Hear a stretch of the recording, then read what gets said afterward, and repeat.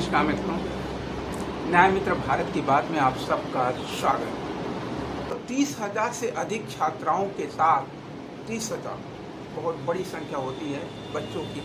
30,000 mature बच्चों के साथ वो भी छात्राएं एक मानव श्रृंखला बनाया। और किस लिए बनाया? खुले में शौच करने के विरुद्ध लोगों में जन जागरण चलाने के लिए, ताकि खुले में शौच एक सामाजिक अभिशाप है। सारी दुनिया की संस्कृतियों में एक संवेदनशीलता की पराकाष्ठा है, लेकिन बाध्यता भी है जहाँ सुविधाएं उपलब्ध न हो। उसीलिए खुले में शौचालय प्रतिबंधित हो, उसके अंदर एक जागरण होना भी आवश्यक है। हरियाणा की पावन धरा पानीपत के गांव में एक संपन्न संभ्रांत मिडिल क्लास सोसाइटी के परिवार में जन्मे नवनीत सिंह चहल, जिनके पिता सत्यपाल सिंह चहल एक नेशनल फर्टिलाइजर्स लिमिटेड हरियाणा के अंदर ही एक ऑफिसर क्लास में थे, और उनकी माता परवीन चहल इतिहास शास्त्र की लेक्चरर थी। एक लेक्चरर का बेटा तो संस्कारित तो होना ही था। बचपन से ही तेज तर्रार मेधावी छात्र के रूप में जाने जाने वाले नवनीत सिंह चहल 12वीं तक एक टॉपर स्टूडेंट के रूप में रहे। उसके बाद ग्रेजुएशन उन्होंने इलेक्ट्रिकल इंजीनियरिंग में किया। उसके बाद CFA करने गए अमेरिका। CFA लेवल 2 अमेरिका से चार्टर्ड फाइनेंशियल एनालिस्ट के रूप में। अब उसके बाद दोबारा आ गए अपनी पावन धरा पानीपत हरियाणा, जहाँ से भारत को खूबसूरत बनाने का सपना देखा, और उस सपने को पूरा करने के लिए जो रास्ता चुना उसका नाम था UPSC। अब आ गया सन 2011, जिसमें UPSC को क्रैक करके एक IAS ऑफिसर बन चुके नवनीत सिंह चहल। पहली पोस्टिंग बहराइच, फिर उसके बाद मेरठ और बहराइच में सबसे पहले ज्वाइंट मजिस्ट्रेट, फिर उसके बाद वहाँ के CDO बने।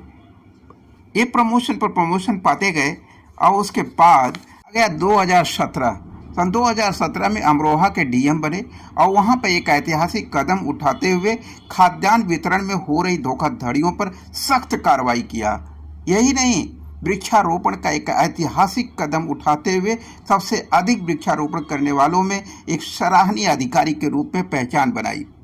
स्वच्छता अभियान में भी इनकी सबसे अहम भूमिका रही। इसकी भी एक अलग पहचान बनी। डिग्री मेला के अंदर उन्होंने 30,000 से अधिक छात्रों के साथ मिल करके एक मानव श्रृंखला बना करके खुले में शौच के खिलाफ एक जन जागरण अभियान चलाया, जो निहायत सराहनीय रहा। अब आ गया सन 2018, बतौर DM पहुंच गए चंदौली। वक्त चल रहा था कोरोना को लंबे समय से चंदौली से दूर रखने में कामयाब रहे DM नवनीत सिंह चहल। यह उनकी एक व्यक्तिगत पहचान है। उसके लिए प्रशासन, सत्ता और राजनीति सब ने सराहा। महिला हो या पुरुष, सबको रोजगार दिलाने में कामयाब रहे। मनरेगा का अधिकतम उपयोग कैसे किया जाए, उसमें भी कामयाबी हासिल किया।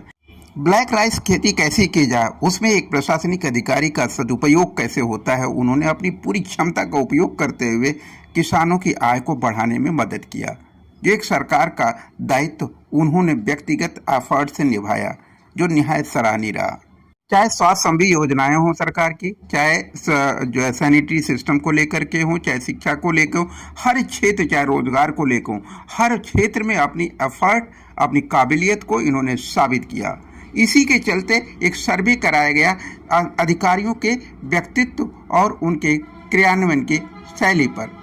फेम इंडिया और एशियन पोस्ट ने जो अपने पैरामीटर डिसाइड किए वो 5 बिंदु थे: दूरदर्शिता, उत्कृष्ट सोच, निर्णय लेने की क्षमता, जवाबदेह कार्यशैली और व्यवहारिक कार्यकुशलता। इसके भी परिणाम चौंकाने वाले थे। जो सर्वश्रेष्ठ प्रमुख स्थान पाने वाले नाम थे, उनमें से एक नाम नवनीत सिंह चहल जी का भी था। इन अनुभवों के सिलसिले से ही उम्मीदों की चिंगारी पनपती है, और आजमगढ़ के भविष्य और वर्तमान को बदलने की उम्मीद जगती है। आज 45 साल से जो कार्य अधूरे हैं, मात्र 3 किलोमीटर 4 किलोमीटर की छोटी सी लिंक रोड, आज 45 साल से, चाहे वो विधायक हो, सांसद हो, सबसे एप्लीकेशन डाला, या फिर स्वयं यहाँ के DM लिखित एप्लीकेशन देने के बावजूद भी सोनवारा मोड़ से लेके आमक जो हमारी ग्राम सभा है उसके अंदर ही अवंतिकापुर धाम आती है साहब, और उस अवंतिकापुर धाम से घाटी पट्टी वाया घाटी पट्टी जो 6 लेन को क्रॉस करते हुए उसके बाद सोनवारा मोड़ पे रानी की सराय ठीक उससे से पहले सोनवारा से जाने वाले रोड पे वो आके लिंक हो जाती है। वो रोड, उस रोड को बनवाने में जो मैक्सिमम 3.5 से 4 किलोमीटर की होगी, वो आज तक 45 सालों में सैंक्शन हो जाने के बावजूद भी नहीं बन सकी। आखिर क्यों? ये सिर्फ अप्रशासनिक सोच और असहयोग की भावना ही है जो एक छोटी सी, और वो भी धर्म पथ के बनाने में इतनी बड़ी लापरवाही। आदरणीय विधायक सदर दुर्गा प्रसाद यादव 9 बार से यहाँ के विधायक हैं, लेकिन उसी रास्ते से होकर अपने ससुराल जाते हैं। लेकिन क्या मसाल है कि वो रोड बन जाए। दूसरा पड़ाव है कोटिला से होते हुए मेन नगर रोड को लिंक करने वाली बीच में अवंतिकापुर धाम उर्फ जो है आप आमक ग्राम सभा समझिए।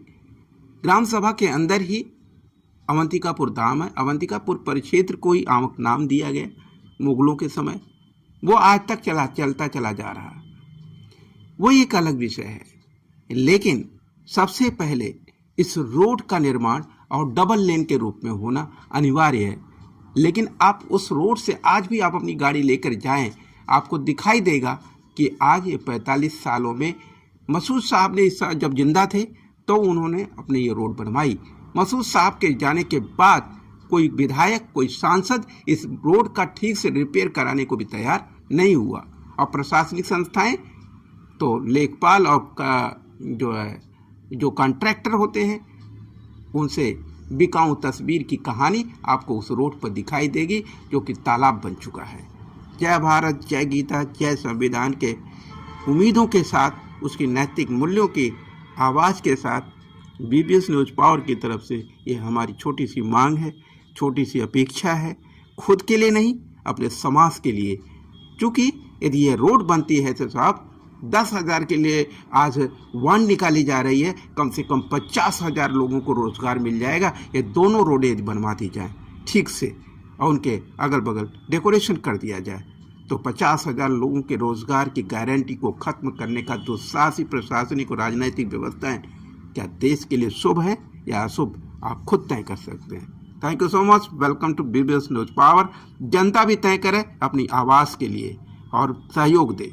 आप भी यदि चाहते हैं 50,000 से अधिक लोगों को इन सड़कों के चलते जो रोजगार मिलने वाला वो सुनिश्चित हो और कम से कम समय में सुनिश्चित हो आदरणीय नए डीएम के सहयोग से, तो निश्चित रूप से लाइक करें, शेयर करें, सब्सक्राइब अधिक से अधिक